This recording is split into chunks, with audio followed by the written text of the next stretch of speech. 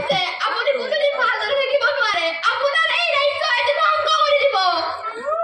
মোৰ ৰাজ্য ধ্বংস কৰিবলৈ কোনো বিধি নাই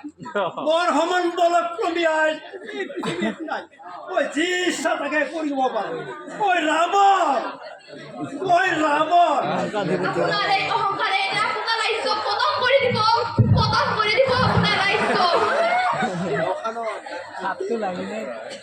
আৰু আচলতে তুমি লোকে বুজি পোৱা যদি মই ৰামক সীতাক হৰণ কৰা কথাখিনি মই আপোনাক কৈ দিছোঁ মই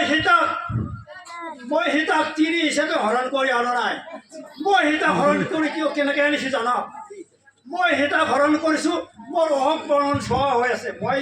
যেতিয়া নেকি যৌৱন কালত পৰাক্ৰমী আছিলোঁ মহাবলী আছিলোঁ মহাপাপ কৰিছিলোঁ সেই পাপ খণ্ডন হোৱাৰ কাৰণে মই আজি সীতাক হৰণ কৰি আনিছোঁ আৰু সেই সীতাক নি পেলাই মই অহংকৰত থ'ম সেই অহংকৰণ শুদ্ধ হ'ব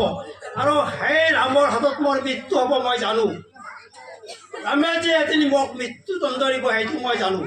আৰু সীতাক হৰণ নকৰিলে ৰামে কোনোদিনে লংকাক যুদ্ধ কৰিবলৈ নাহে আৰু নাহাৰ কাৰণে মই সীতাক হৰণ কৰিছোঁ সেই সীতাক হৰণ কৰাৰ কাৰণে ৰামে এদিন আহি মোৰ ৰাৱণৰ লগত যুদ্ধ কৰিব আৰু সেই যুদ্ধত মোক এই বলিক আপোনাৰ পৰাস্ত কৰিব আৰু সেইদিনাই মই মুক্তি পাম আপোনাৰ বংশই নাথাকিব বংশ নালাগে মই যিমানখিনি কৰিছোঁ আৰু যিমানখিনি দেখিছোঁ যিমানখিনি লাভ বিলেন্দা পাইছোঁ গতিকে তাতকৈ বেছি মোক নালাগে বহু পালোঁ বহু চালোঁ বহু খালোঁ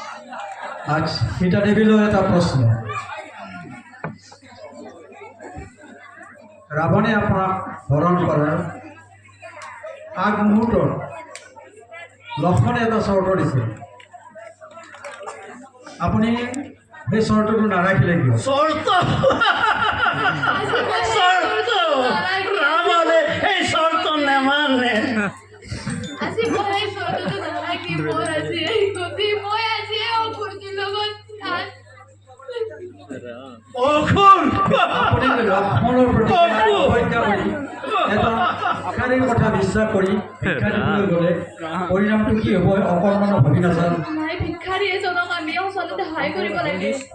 আমি জানো যে ভিক্ষা দিলে আমাৰ নিজৰে ভাল হয় ভিক্ষাৰীক সহায় কৰিব লাগে কিন্তু ভিক্ষাৰীক সহায় কৰিবলৈ যোৱাৰ অন্তৰালত যদি নিজৰে বিপদ হয় মই গম পোৱা সেই নাছিলোঁ সহায়ৰ কোনো কিবা মূল্য আছে জানো মই